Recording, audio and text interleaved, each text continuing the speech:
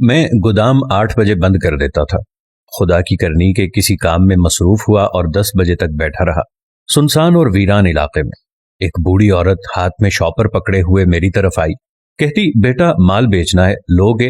अम्मा जी, आप लोगों की खिदमत के लिए ही तो बैठा हूं, क्यों नहीं लूंगा। माल का वजन किया तो सिर्फ 30 रुपए बने। कहने लगी, बेटा 100 रुपए दे दो, मेरे पास जब हुए वापस कर दूंगी। मैंने जेब से 100 रुपया निकाला और उसे दे दिया। कहने लगी, बेटा फिक्र न करना, जल्द ही वापस कर दूंगी। मैंने कहा, फिक्र कैसी माँ जी, आप वापस ना भी दें तो कोई मसला नहीं, मेरा लाखों का कारोबार है, 70 रुपए के लिए मैं क्यों फिक्र करूंगा। आप वापस ना भी दें तो कोई मसला नहीं, मैंने आपको बख्श दिए हैं।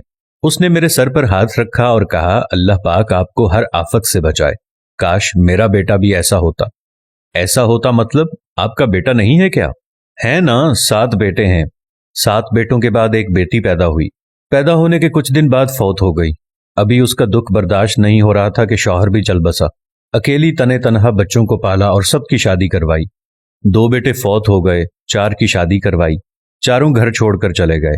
एक सबसे छोटा बेटा मेरे साथ है, मगर वो इतना नहीं कमा पाता कि गुजर बसर हो। कभी कभार भूखा सोना पड़ता है, तो कभी सुबह का नाश्ता नहीं होता। बाकी बेटों से बात करती हूं तो कहते हैं, अम्मी दफा हो जाएं, हमारे पास मांगने ना आया करें।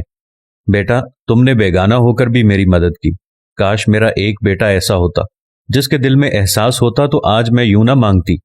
सुबह नाश्ते के लिए कुछ ना था, इसलिए सोचा थोड़ा सा सामान बेचकर नाश्ते जितना कर लूं। मुझे उम्मीद थी आपका गोदाम खुला होगा और शुक्र है कि गोदाम खुला मिला।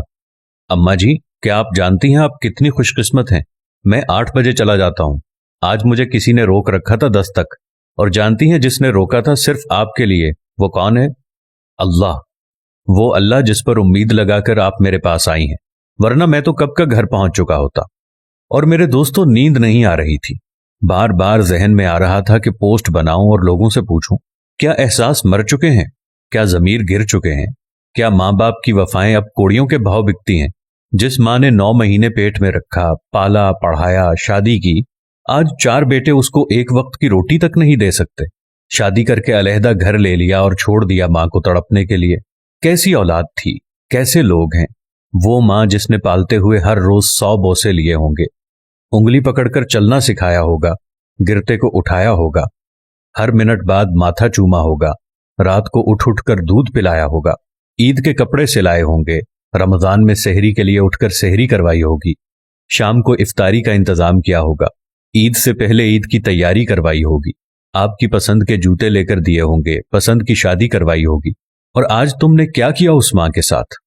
उस बेवा को तनहा छोड़ दिया तड़पने के लिए, बीवी को बगल में लेकर सो गए और सोचा कि बस यही सब कुछ है। क्या माँ कुछ नहीं होती? क्या तुम्हें जरा भी शर्म नहीं आती कि जिसका शौहर ना हो वो पहले ही पल पल मरती है? ऊपर से तुम सदमे पर सदमा दिए जा रहे हो। कैसे हो गए हैं हम लोग? खुदाया, ये कैसा दौर आ चुका है। एहसास लोगों के दिलों से ऐसे निकल गए हैं जैसे जिस्म से रूह निकलती है, जबान से अल्फाज निकलते हैं। अल्लाह पाक से दुआ है, अल्लाह पाक हमको नेक औलाद अता करे और हमारी औलाद को अपने हिफ्ज़ो अमान में रखे। और अगर आप में जरा भी एहसास बाकी है तो ये पैगाम ज्यादा से ज्यादा लोगों तक पहुंचाइए। क्या पता शायद किसी के दिल में उतर